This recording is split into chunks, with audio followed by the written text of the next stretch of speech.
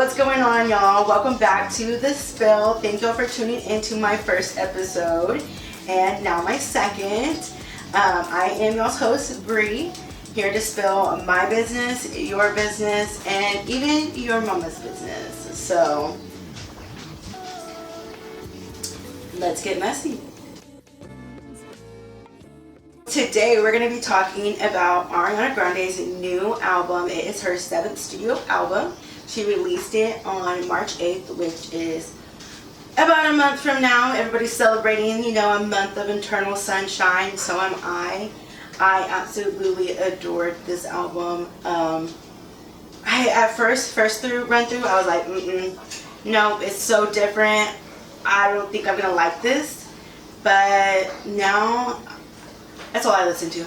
She did release a slightly deluxe on March 11th, and she has been teasing that she's gonna release, I guess, like a regular deluxe, like a full deluxe. And I even saw that people are saying that The Weeknd's gonna be on it. Of course, everybody loves The Weeknd and Ariana together, so that will be really exciting. And I was also looking at some, things about this album, and it was actually produced by Max Martin. Hey, you know that. I guess everybody knows Max Martin. He also produced Dawn FM and After Hours by The Weeknd. This album has no musical features. It only has her Nana on it. Sadly, this album is only 35 minutes long. To be exact, 35 minutes and 26 seconds. And that is way too short for me. It was way too short. And she was right. When she did that interview and said that we were going to be mad that it was so short, but that's all she had to say. Girl, we are more than mad. So I'm glad that you're giving us slightly deluxe and then another deluxe. I'm going to need another deluxe on top of that. Because 35 minutes, I needed like an hour and a half. So they labeled this album as a pop / contemporary R&B. Let me know if y'all agree with that. Because some people are saying that it's not R&B. But personally, my opinion, I think it has an R&B vibe, and I actually like it, so y'all can be mad about that. It is also a concept album that is based off of Eternal Sunshine of the Spotless Mind. And whenever I heard about this, I actually was one of those people that went and watched that movie. And honestly, I'm mad I had never watched it before. It has Jim Carrey in it, and it's like a very serious role, and I loved him in it. If you have not checked that movie out, I really recommend it, honestly, because I really enjoyed it. After 1 month, the top non-single songs on the album are currently number 1, The Boy Is Mine, which I think, yeah, it deserves it. Then surprisingly, the intro, which I've never really seen an album that the intro is like a big thing. But when I heard the intro, I immediately was like, yes. So I think it deserves to be there. Then Bye, which is the second song on there. Eternal Sunshine, of course. And Supernatural, which I like that song too. The least streamed songs, though, is Ordinary Things, Saturn Returns, which is like the interlude, which, okay, that deserves to be right there. Imperfect for You. I don't know about that. I kind of really like that song. So, I Wish I Hated You, and True Story. Ordinary Things does not deserve to be at the top of the least streamed. I do not agree with that. None of them do. Honestly, I can't even rate them. I didn't even rate them today because I can't. I love every single track, and I will listen to them on repeat. I felt like I couldn't relate to this album when I listened to it at first. And I don't know why, because I have all the reason to relate to this album. The relationship I'm in right now kind of is in the same situation of this album or what she's gone through a little bit. So I can understand her feelings through this. And I honestly would say that boy is mine now. And I will proudly say that. And I will proudly say that I stole someone else's man. And I lived the most happiest life. And I'm getting what I deserve. And he gets what he deserves. So I'm happy. And anybody who's going to hate on me being happy and him being happy, then oh well. So when I realized that I could really relate to this, it changed everything. I'm like, yes, I feel you. I feel you, Ari. I feel you. I feel you, Ari. Like, I feel wanting somebody so badly and just knowing it.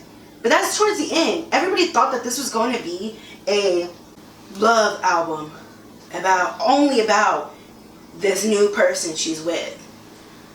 Nobody was expecting a divorce processing album.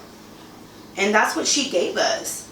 I mean, towards the end, then she's talking about finding this new love and how brilliant it is and how amazing it is. But for the most part of the album, it's talking about losing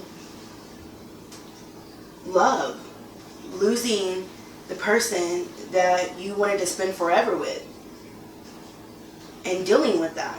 So let's listen to the first song on there, which is the intro. This intro is chef's kiss. I mean, the first lines, how can I tell if I'm in the right relationship? She's just already questioning herself. It's like she invites us into her mind. Just, I know that intro back and forth. Like, it's so poetic. If you just go read the lyrics, it's something that we all ask ourselves. Are we in the right relationship? I wish I was going through a breakup right now so I could be like, bye bye. But I'm not going through a breakup, so I can't relate this.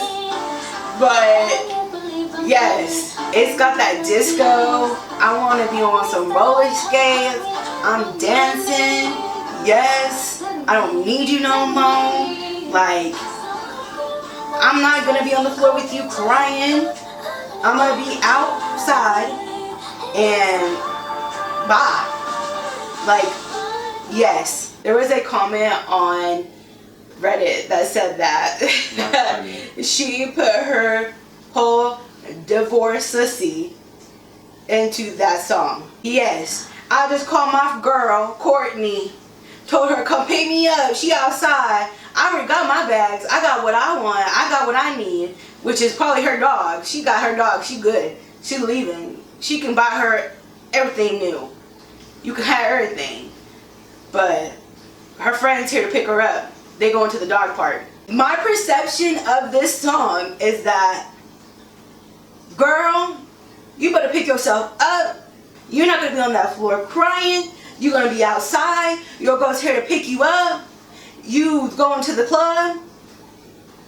You ain't going to be on the floor crying. Bye. Bye. So yes, she did say what she needed to say. I don't want to break up again. Sad. It's so sad. It's like that realization that that relationship is gone. There's nothing else we can do about it. It's over. And now it's just a situationship is what she calls it. Which is a lot of people. It's complicated. It's marking that as complicated on Facebook. And she knows that. We're not married no more. It's complicated now. I think she's really honest on this track, and a lot of people can relate to having to say goodbye to relationships that they don't want to, but they know that's what they gotta do for them and for their life. And it's hard. Now tell me you can't relate. There's a lot of people out there that can relate. And that's why you can't really hate her. Because there's a lot of people that can relate. She even says in these songs how it's really hard for her. So this isn't easy for her to be saying bye. But this is what she has to do. I couldn't imagine having to think about bye to a relationship that I expected to have for a lifelong time. I know I couldn't. I'd be crying all over the floor. On to the next song, which is Supernatural. Supernatural is that cute song that I'm falling in love. I have hearts all around me. Yes, my man. And I'm totally okay with it. It's a cute song. Like, I can see it popping up in the movies, you know? Just a girl in love, you know, in the city. That's all I can really say about that song. It's really popular. I don't mind it. It's cute. I'll listen to it. All the songs are bangers, so yes. Now for True Story. True Story is that R&B that we're wanting and we're loving it, but it's a little bit too repetitive for me.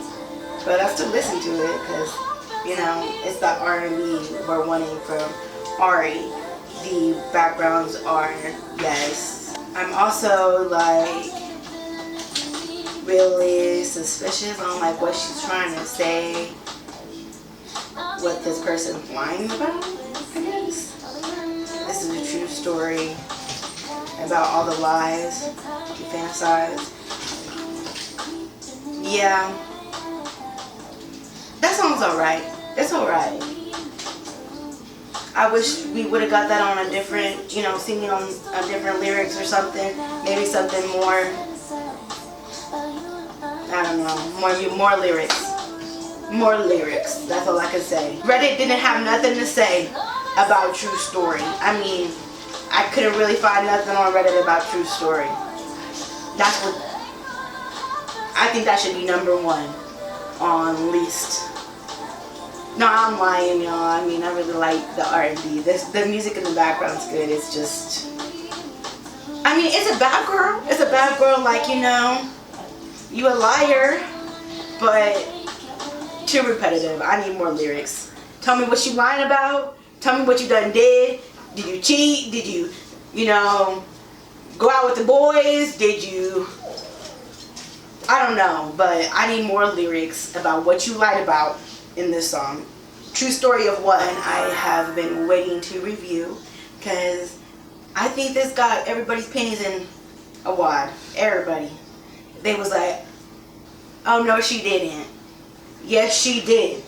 Yes she did. And you loved that song. You're lying if you don't love this song.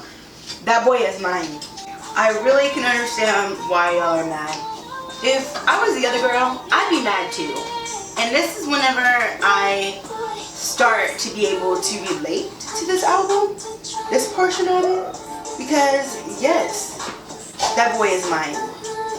My fiance was with somebody, we were in high school, okay, skirt disclaimer, we were in high school when we got together, but he was already in a relationship, and whenever I met him, I was immediately, I needed him.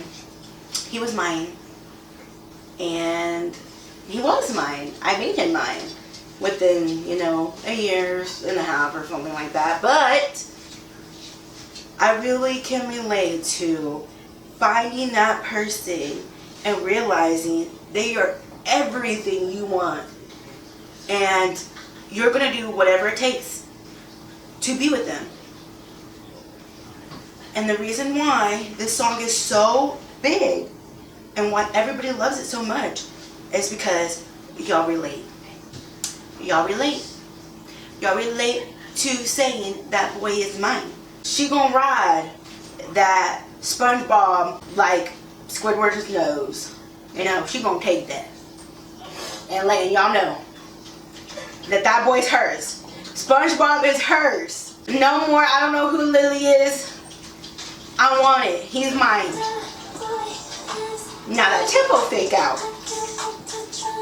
Y'all all heard it. That boy is mine. Yes. Like that. Slow down. Got me. I was like, what? Can I rewind? Hello. Yes. Those little details? Yes. We need that in music. You recorded that song, you knew it was a hit. That's why you didn't release it as a single. Because you knew it was a hit. And Yes and was already controversial. So you could have come out with This Boy Is Mine. So you did Yes and like, hey, I'm letting y'all know I'm coming with the heat. And they came out with the album. And everybody listens to The Boy Is Mine. And everybody shook. We're shook. We don't care about Yes and no more. We're shook about The Boy Is Mine. Yeah. In this album, she has an early interlude, actually. A lot of people thought. And I kind of thought too. But like she said, there's not much she had to say. That's why this album is so condensed and short. She says what she needs to say in every single song. If you listen to the lyrics, like, she's straight up. After she's saying she doesn't want to break up, she doesn't want to have to do this, it goes into the interlude of Saturn Returns. And it's short, sweet. This is how I view I'm going through this transition and why it's happening. Because Saturn has returned, and explaining that to people who don't know what that means. And I was really actually very interested in that. Like, what does that mean? I started looking up what mine was. And I'm not even into that. So, I'm wondering, is my life changing? Because it is. And is the reason why because of the Saturn returns? Who knows? But thank you for getting me that little educational piece. Eternal Sunshine gives you all that tea. All the tea. We want it. Y'all wanted it, she gave it to you. The lyrics. That's all anybody can talk about. And it's kind of understandable why. Saying, hope you feel alright when you're in her. A lot of people took that as that her man was cheating. They started attacking him on Instagram, all his social media. Even his sister. His sister commented on some, I think it was like a TMZ article, saying that you don't know Dalton's side of the story and we're just all making assumptions, which yes, a lot of people are making assumptions. This is the concept album. And not everything people say is supposed to be taken the way that you heard it. Either way, a lot of people speculated that he was a cheater now, and now they're siding with her and attacking him and his family members, doing too much, doing way too much. Because why are we bullying on the internet? Why are we bullying on the internet? I know you're thinking of me whenever you're with that other woman. And that's what it meant. Not meaning while you're doing somebody. She wasn't saying while you're doing somebody and we're married. No. I think she meant that line to say, I hope you're thinking of me whenever you have moved on so quickly to another relationship. And even says how she's looking in the mirror and that perspective changes and she's moving on so quickly with another relationship. It's not necessarily that he was cheating, more of like they were moving on so quickly that she knows he was still thinking of her because she was probably thinking of him. And they're moving on to their rebounds. Really. Yes, and I mean, we've already heard it. It's a single. I mean, the only thing I saw on like reviews or whatever since the album's come out in this last month, was that they did see Yes and as in a different perspective. Like they liked it in the album as it flowed along, you know, like when it came up, it fit. Yes and fit in the album. And I also think she released Yes and as like to get the wow factor out the way. Yes, and she knows it's gonna be controversial already.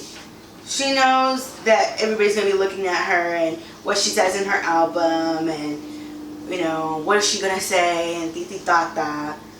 But yes, and she got out the way for all of y'all.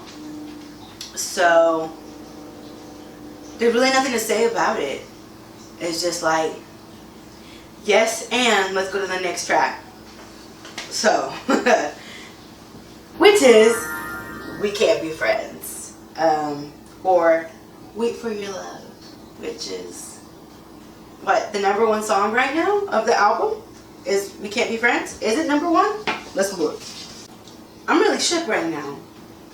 We're talking about the top non-singles of the album. We did not hear about We Can't Be Friends, which is really shocking. We Can't Be Friends. It can mean a lot of different relationships. And I feel like that's like the cutest song on there. Like I love that song. I got feelings on this song. So for it not to be on the top is really surprising. We can't carry on with this relationship that we have right now, is what I felt she was saying. So We Can't Be Friends is one of my top ones for sure. This song is the one that's like, you know, really correlates with the movie, and I really like it for that, and the little music video that she has out is so cute. I feel like Wait for Your Love is also like that coming of age song that we're gonna hear on every rom-com. I think it's gonna be the next big song on that album is Wait for Your Love. What if that's who she features somebody with? I would really like to hear somebody else on that track with her. I think it would be really cute and a good performance. Oh, if The Weeknd, The Weeknd on that track, like, yes, that'd be so cute. I would love it. I would die. I would die if he was featured on that song. I cannot wait. I cannot wait for this deluxe, whatever you want to call it. It was slightly deluxe. Now it's fully deluxe. Whatever she gonna call it. After the cutest song ever, now we have I Wish I Hated You. It's so sad. That title just, I was like, already. I don't even want to listen to it. I Wish I Hated You is very short and sweet, and I think it really ties in with the concept of the album, but it also says a whole lot if you just dive into the lyrics. She's saying that she wishes he had done more to her to make her hate him. And it's really sad. It could be used in more than just a romantic relationship. There's people in our life that we wish we could hate, but always, deep down, we're always gonna love that person. I really related to this song because no matter what I do, I'm always gonna love my mom, and I wish I could hate her. I wish that she had done more to me to make me hate her. Because sometimes I tell myself that I can get over those little things. There could have been more she could have done. More as for like an excuse to say, well, she could have done this or she could have done that. And that would make me hate her even more. Or not like her even more. Yeah, that song just really hit for me. Her just saying that. Because it's really hard sometimes, especially when it's a family member. You want to be mad at them, but no matter what you do, you're always going to love them. Imperfect for You is that cute love song that we all just want to be dancing to at prom or a wedding. It's not one of those high rating songs or anything like that, but I think it's a cute song. I think Miley Cyrus would be perfect for that song because the beginning is a little country, like, you know, that kind of like, I don't know. When I first heard it, I was like, ooh, am I gonna like this? I don't know what I feel about this. But after listening to it a couple of times, I'm okay with it now, and I think Miley Cyrus would be great on that. I have a little bit of questions that I seen on the internet that I have for y'all. Can we call Ari a R&B baddie? Can we? I mean, she gave us the R&B vibe. It's labeled contemporary R&B. Brandon's saying no. She's not an R&B baddie.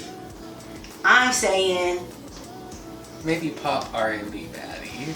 oh, okay, excuse me. He's saying pop R&B baddie. But she's not R&B. She's not like a She's not strictly R&B. She's not a Monica or a Brandy or... No. She's like her own category. Pop R&B. Pop R&B. That's the new category. And that she owns that. She owns that. Pop R&B category goes to Ari. But she's not strictly R&B baddie. Not yet. Not yet. Give me some more. Give me some more. She getting there. She getting there. Climbing up. Is it fair to say that her songs were vague enough that most of the audience got the impression that Dalton was a cheater? They were vague. You can assume anything out of those things that she was saying. Y'all just took it as he was cheating because that's what y'all want the story to be. She never said that. There's an NDA. She never said that. And it goes both ways. The NDA is both ways, people. It's not one way. So, people expected a homewrecker album, and it wasn't all that. It was also a divorce, breakup album, and not being able to help liking someone else or pursuing another opportunity at Love Again, I guess. Another thing I was seeing on the internet actually was criticizing her in the past of her articulation in her music and how this album you really can understand everything she's saying, which is true because I know every single word of this album. Every single word. Because I can hear it. So I kind of agree with that. But y'all need to let me know what y'all feel about that. I need to go listen back to her older music and kind of compare it. My question for y'all is, did filming Wicked influence her new style of enunciation and dictation in her music? My last question for y'all is, does Eternal Sunshine top Positions? I love Eternal Sunshine! Position was so good. If you say Position was not good, you're out the room. You're bye. Get out of the room because Position was on repeat. But Eternal Sunshine deserves some love too. It does. A few songs. A few songs. You say a few songs. Either way, my personal opinion, it doesn't top positions.